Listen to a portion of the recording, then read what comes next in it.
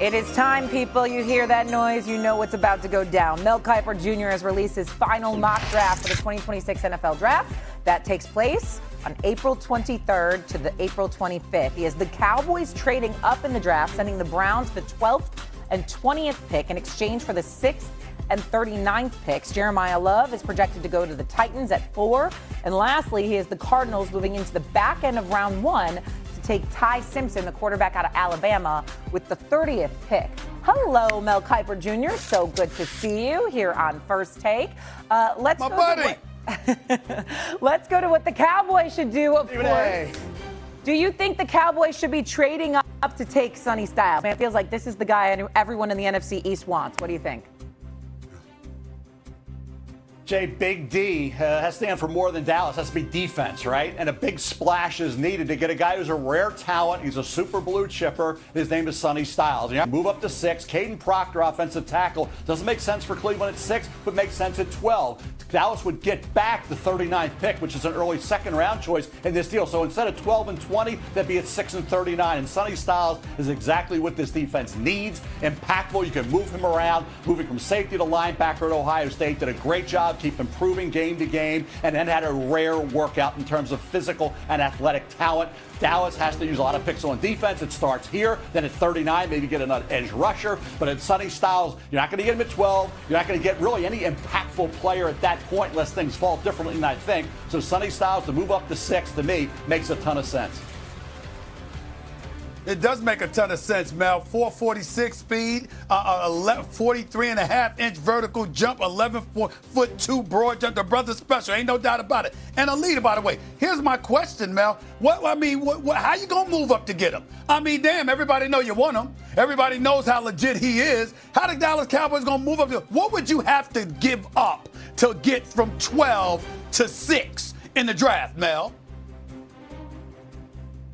Yeah, the flip would be 12 up to 6, right? And then you give up 12 and 20, but you get back 39 from Cleveland. So really, it's 12 and 20 for 6 and 39 is what the trade actually becomes. Cleveland would be at the spot at 20, and they'd be at 24, okay? So they'd drop to 12. So they have 3 first-round draft choices, Cleveland would. Dallas would have that 6th pick to get the great Sonny Styles potentially, and then get a pick back, which would give them a second-round choice to address that defense. So to me, to get this type of player, now you get good players, okay players, decent players, but not elite. And if you're picking at 20, say, even at 12, who are you going to get at that point? You're not going to get a guy like this who's dynamic. He would have 13 more tackles than Arvell Reese this past season at Ohio State. He cut his missed tackles down dramatically from 2024 to 2025 to hardly any because he was adapting from safety to linebacker at Ohio State. You mentioned the talent. That's rare talent for Sonny Styles, and you can move him around. People say, well, Arvell Reese has to learn how to be a pass rusher. So would Sonny Styles. But as a guy who can be that chess piece and can chase down these fast quarterbacks in the NFL with his range and his speed and his instincts, Sonny Styles, you could make a strong argument that after Mendoza and Love, he's the 3rd best player in this draft and the best overall defensive player in this draft.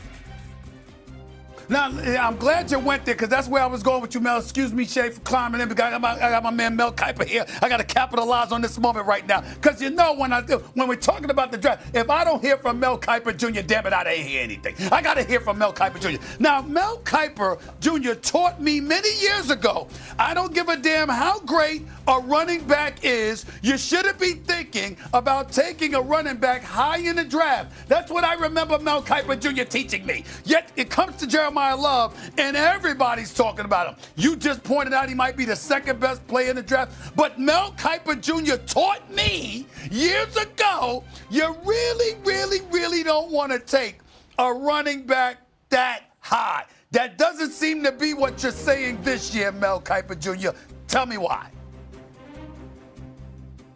And I also taught the NFL because I came up with that philosophy 30 years ago, Stephen A. And then people were screaming at me saying, you're crazy, you're nuts. And I had rationale. There was a reason behind that philosophy. And then you got to adapt, right? Adapt or die, right? So these running backs became multi-dimensional. They became great receivers out of the backfield. Jeremiah Love could have been 84 instead of 4 and would have been a first-round pick. Same thing when Reggie Bush came out. These guys who could do so much in terms of catching the football and in that passing game and be a weapon beyond just a great running back and be a touchdown waiver waiting to happen, like Dorsett's 99-yard touchdown run on that Monday night against Minnesota. This kid can do that. So for Tennessee, I'd say that this is the way I laid it out today, Shay and Stephen A. I said for Tennessee, you want Fred Warner, because that's the comp to Sonny Styles. Heck of a player, great player, Hall of Famer, right? Or would you rather have Christian McCaffrey, Bijan Robinson, or Jahmyr Gibbs? That's what Jeremiah Love could be. So that's the debate going on in that front office with that coaching staff, GM, and all that. Those decision makers with the Tennessee Titans. I just think for Love and Cam Ward, pairing them together, Ward showed mid to late season he can be a big-time franchise quarterback. We saw evidence of that. Now you get Love, who can be a guy who can go slot and wide. He never fumbled at Notre Dame either. So factor it all in. I gave the slight edge to Love here, and that allowed Dallas to make that move up to get Sonny Styles, who was still on the board when Cleveland was up to pick number 6.